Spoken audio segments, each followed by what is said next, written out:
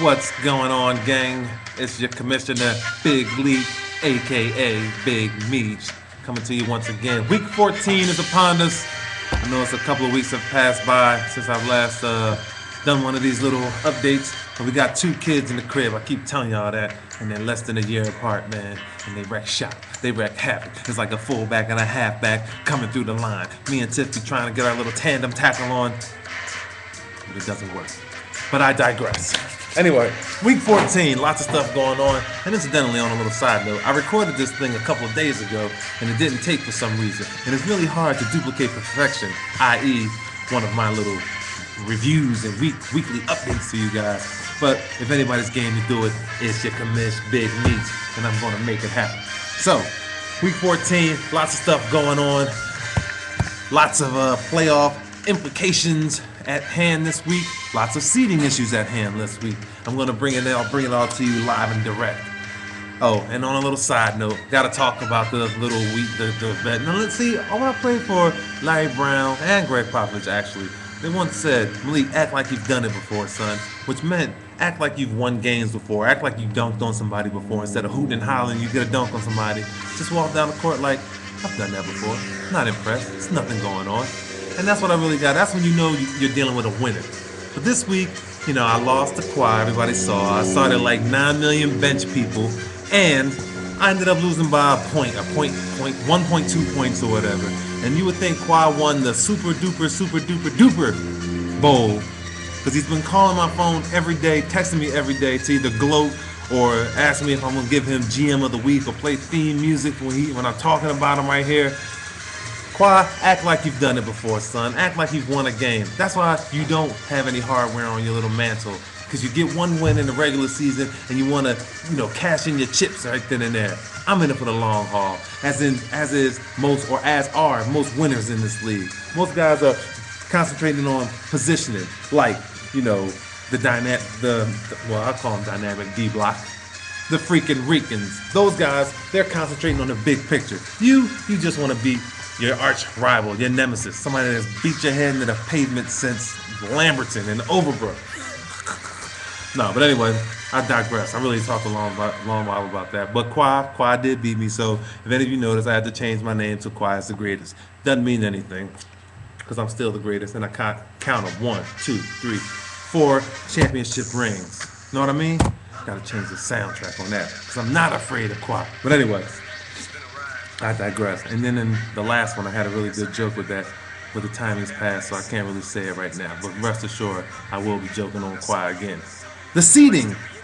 Battling for the top seed in the league as yours truly, the dynasty, of course. I'm going to win it. And then the surprising, yet very, very focused and steadfast D block. I'm starting to raise one eyebrow independently of the other, thinking about you guys, because you're starting to use the talent on your roster. You have less Cowboys and more Eagles. Do you think it's any on your roster? Do you think it's any correlation to the number of Cowboys you have on your roster dwindling and the number of wins you're getting as a result increasing? Something to make you say But anyway, D-Block is fighting for positioning, as are the freaking Ricans. But I have the tiebreaker against both of them because I smashed both of them in the regular season. So if we all finish with a tie record, I get the top seed. That doesn't mean anything. The real important part of this week's review is the win and end list. And heading up the win and end list is Team Merlin, who right now has a narrow lead in his division, giving him the 3rd seed. But if he loses, he could drop all the way down to 7th or 8th. So he's probably in, but he definitely is concentrating on playoff positioning. The Clown Rulers, as I alluded to first, and they are the hottest team in the league. They have the most wins in a row, because they beat me. I had the most wins in a row at one point. But they are playing well. He's made some good moves. No one thought Matt Castle was going to, do what he did this last couple of weeks. But let's see how his team performs with Matt Castle out because of an appendectomy. The Blackwater Dane, man, Blackwater Blackheart boys. I can't really even say much about you, man. I'm real down on Dane. Dane is one of the best trash talkers in the game, man. He's really let us down this week by not being on the board. And even though I'm mad at him, I can't really blame him because he got one of them girls from Philly put it on him. And the brother's been just locked down. I ain't seen nor heard from him. He won't even get on the PlayStation with me no more. No more Madden, no more nothing. He's locked down.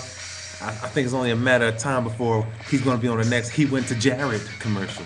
Oh, sucker. Anyway, if he wins, he's in. Crease Dub, aka Crease Steaks, running the shop with great fashion, in great fashion, doing great things down here in San Antonio. Big Papa, congrats again on your little baby girl. Thank God she looks like Renata and has a normal sized head. But if you win, you're in. You're a little on the fringe right now. We'll see how you finish up. And last but not least, my man Jimmy Jones is doing his thing. 58th Street's finest, locking brothers up left and right. He's got the gauge in the backseat of the police car, the handcuffs. He rolls around with like three pair of them.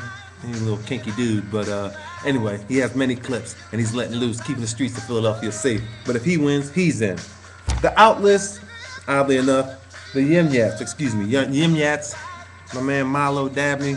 I mean, with a name like the Yim Yats, I mean, did you really think you were going to compete in this league?